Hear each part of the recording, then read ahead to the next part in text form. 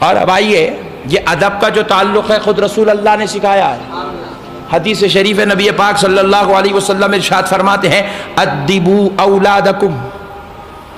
آقا ارشاد فرماتے ہیں تم اپنی اولاد کو ادب سکھاؤ، علی ثلاث خصال، اور 3 چیزیں ان کی خصلت میں داخل کر دو، ان کو 3 چیزوں کا ادب ان کی خصلتوں میں داخل کر دو، ان کی فطرتوں میں داخل کر دو۔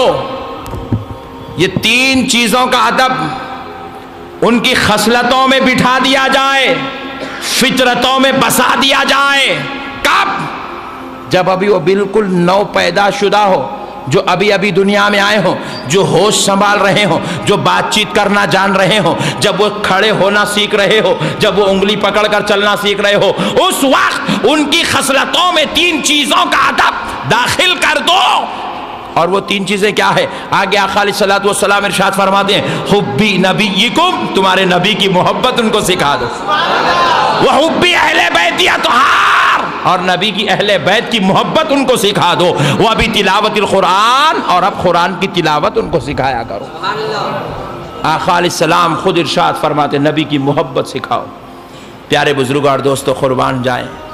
صحابہ اکرام رضوان اللہ تعالی علیہ مجمعین کے ایک بار جنگ کا موقع ہے، جنگ کا موقع ہے، کفار بڑی پروگرامنگ کے ساتھ رسول اعظم صلی اللہ علیہ وآلہ وسلم اور اصحاب رسول کے ساتھ مقابلہ کرنے میدان میں اترے، بڑی پروگرامنگ کے ساتھ، پورے جتنے مشورے کرنا تھا پورے مشورے کر لے کے اترے، جتنے میٹنگاں کرنا تھا، جہاں جہاں بیٹھ کے گروپ بندی کرنا تھا، جتنوں کو کھٹکے مارنا تھا پورے مار کے لا لیے، بڑی پروگرامنگ کے ساتھ میدان میں اترے۔ اور اب میدان جنگ چل رہا ہے،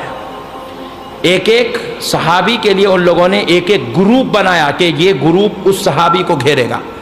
وہ گروپ اس صحابی کو، یہ گروہ ان کو پکڑے گا، یہ گروہ ان کو، ایسا کر کے ایک ایک صحابی کے پیچھے 10 12 15 20 کفار کو لگا دیے، بڑی پروگرامنگ کے ساتھ میدان میں اترے۔ جب میدان میں جنگ شروع ہوئی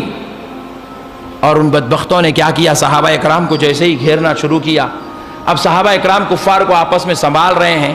نبی پاک صلی اللہ تعالی علیہ وسلم کے آزو بازو اطراف و اکناف سے صحابہ اکرام کو ہٹا کر دور دور لے کے چلے گئے، بڑی پروگرامنگ کے ساتھ لڑتے ہوئے۔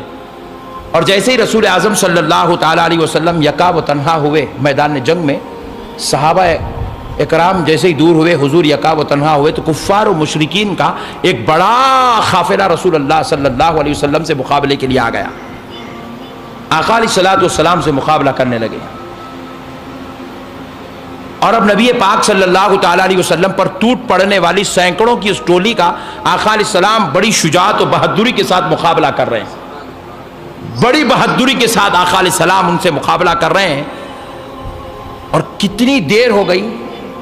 حضرت عمر رضی اللہ تعالیٰ عنہ سوچتے ہیں ان لوگوں نے بڑی مصیبت سے،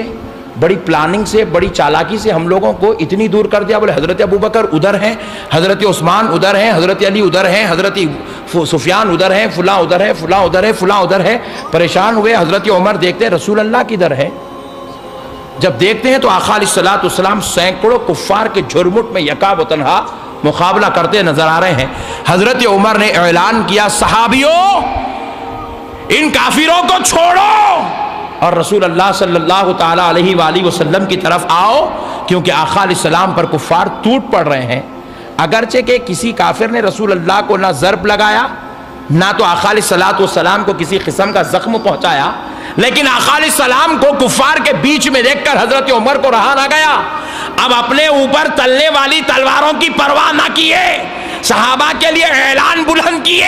صحابہ کرام اپنی پیٹھوں کو تلواروں سے چھنی کرتے ہوئے رسول اللہ کی طرف آئے اور کفار و مشرکین کے اس نرغے میں گھس پڑے جہاں آقا یکا و تنہا مقابلہ کر رہے تھے۔ حضرت عمر جب گھسے تو دیکھنے والی آنکھوں نے دیکھا کہ حضرت عمر کے ساتھ صحابہ کرام کا ایک بڑا مجموعہ کفار کی تلواروں کو اپنی پیٹھوں پر برداشت کرتا ہوا اس نرغے میں گھس پڑا جہاں رسول اللہ تھے۔ تو پیارے دوستو، دیکھنے والی آنکھ کیا دیکھتی ہے کہ جب اب حضور کو سیو کرنے کے لیے صحابہ اکرام جب آ رہے ہیں تو آپ حق اور ایمان سے بتاؤ کہ اب صحابہ کا چہرہ کدھر ہونا چاہیے؟ کفار کی طرف۔ کیونکہ فائٹ آپ سے کر رہا ہوں تو چہرہ آپ کی طرف ہونا چاہیے.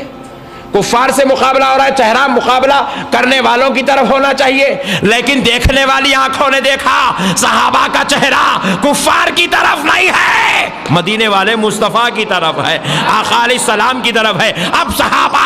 ایسے پلٹ کر پیچھے مقابلہ کر رہے ہیں مگر نبی کی طرف چہرہ رکھے ہوئے، پیچھے پلٹ کر مقابلہ کر رہے ہیں، پیچھے پلٹ کر تلواروں کا جواب دے رہے ہیں، نرغے میں گھس پڑے ہیں. کسی کی گردن پر تلوار چل رہی ہے، کسی کے بازو پر تلوار چل رہی ہے، مگر صحابی پلٹ نہیں رہا ہے. حضور کہتے ہیں عمر ادھر پلٹ کر مقابلہ کرو. حضرت عمر کہتے ہیں یا رسول اللہ قسم رب ذوالجلال کی عمر شہید ہو جائے گا مگر اپنے آقا کو پیٹ نہیں بتائے گا.